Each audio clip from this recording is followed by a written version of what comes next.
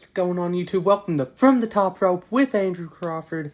Today, this is going to be a slightly different video, not wrestling. I know, oh no, what's happening? Andrew's not talking about wrestling. Shut up. Or maybe you're actually like, oh, thank God, he's not talking about wrestling. He's shutting up about it today.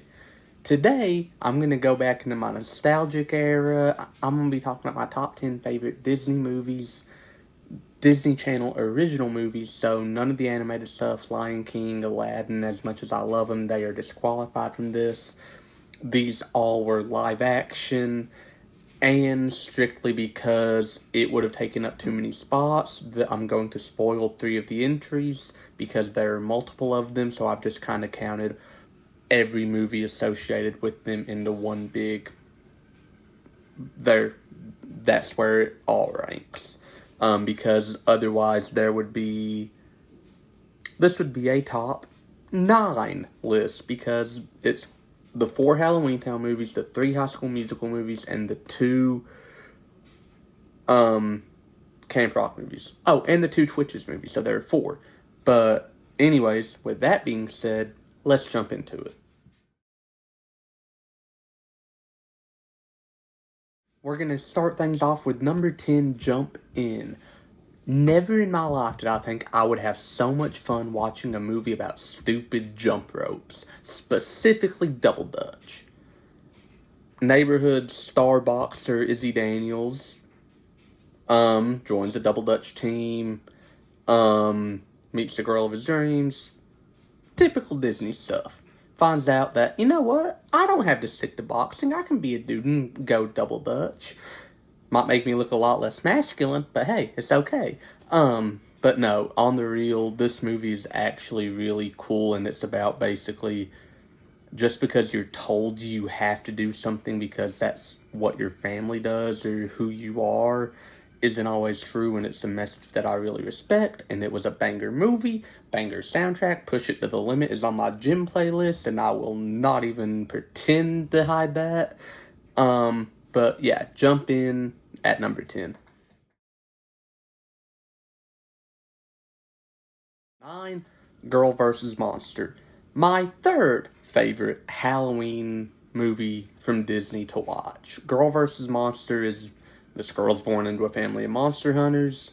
Other than the monsters she faces in the movie, she's not really afraid of anything. But she's got friends that, were afraid of a bunch of stuff.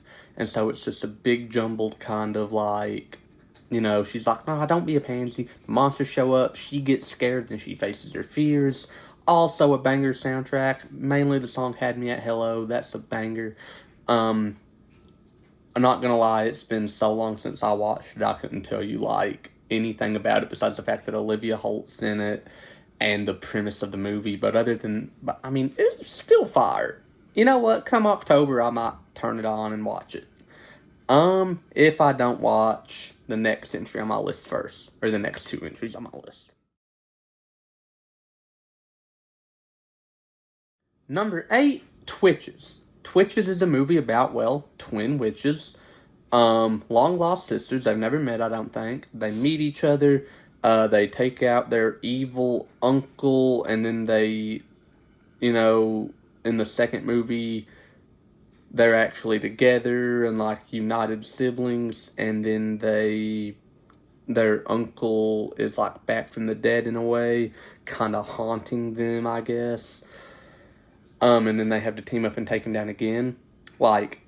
Literally, it's a click, copy, paste, change up a few things. These 2 movies are the, epitome of, hey, can I copy your homework? Oh, yeah, just change up some stuff so the teacher doesn't give anything away. And so that's what they did. But hey, the formula worked, the movie slapped.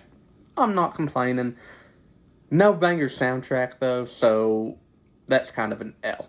But other than that, I can live with it. Number 7, Halloween Town. The first 3, elite Disney movies.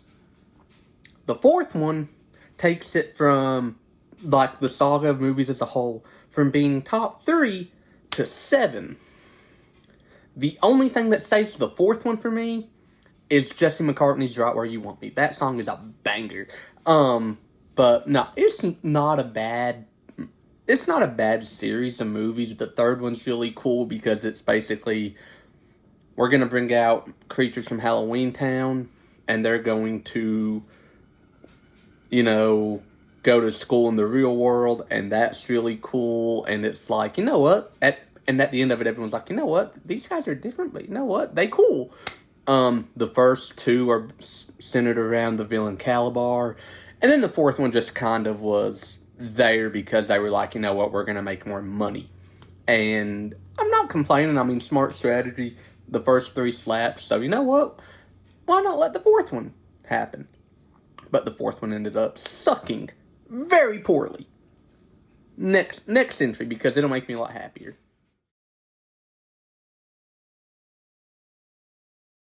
Number 6, Luck of the Irish. Luck of the Irish is a basketball-centered Disney movie where a leprechaun is the team's star player.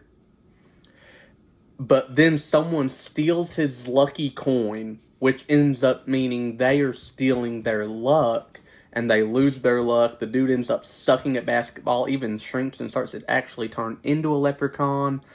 And then they have like a little like sports contest against the evil leprechaun, I guess. Dude gets luckier, gets his luck back, wins, cooks, they win the state championship, whatever, which is weird because I didn't know junior high had state championships, but oh well.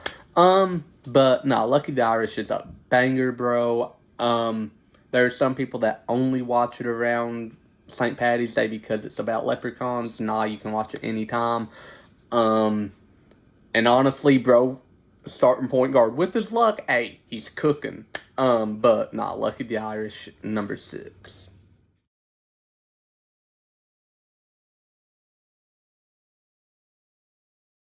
Number 5, High School Musical. Top to bottom, 1 through 3, all of the soundtracks slap. That's a good thing.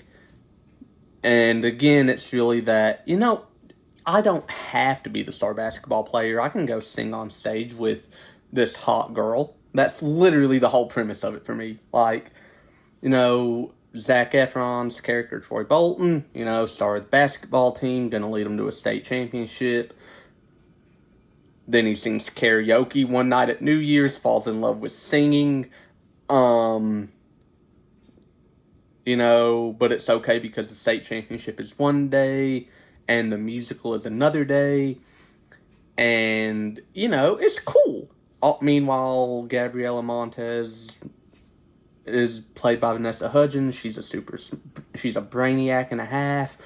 But it all culminates with High School Musical 3 senior year. Probably the best soundtrack because Scream is on that, and Scream is the greatest thing from High School Musical ever, and every time I hear it, you would think I'm Zac Efron because I'm singing it at the top of my lungs. But High School Musical, as a franchise, stays in the top 5 for me as one of my personal favorites because of the energy and, again, the message of, you know what, you don't have to only be forced to do one thing because everyone's telling you that's what you're good at. Find other stuff you're good at and be good at multiple things. That's not me, on the other hand. I'm only good at useless wrestling trivia that one day down the road you might need in a game of Jeopardy. Or the Camp Rock movies. The 2 Camp Rock movies are, in my opinion, the 3rd best soundtrack top to bottom for Disney movies. This is not based off soundtracks. This is based off movies I like more, but how good I like the soundtrack heavily played into where I was ranking the movies. Fun fact. But no, Camp Rock was a really fire movie. Demi Lovato, the Jonas Brothers, Allison Stoner, that was the main cast. The mom from Wizards of Waverly Place. And they all literally this girl wants to go to a summer camp called Camp Rock. They can't afford it. Her mom gets hired to be the cook. So they can't afford it because she gets to go for free. So she goes. meets the star of Connect 3, Shane Gray, played by Joe Jonas. She lies to be popular. Then everyone finds out she lied. She's no longer popular. Turns out she can sing really well and she gets popular again. I don't know, because I don't recall her ever atoning for her lies. I don't recall an apology. I don't. But you know what? Hey, and then Camp Rock 2, there's a rival camp across the lake. And they have like a battle to see which camp stays open. And then the rival camp wins. But then everyone from that camp wants to go back to Camp Rock or go to Camp Rock. And everyone's like, sure. And so it just stays open. We didn't get a third one. I kind of think we needed a third one, but I'm not mad. But Camp Rock is slightly above High School Musical.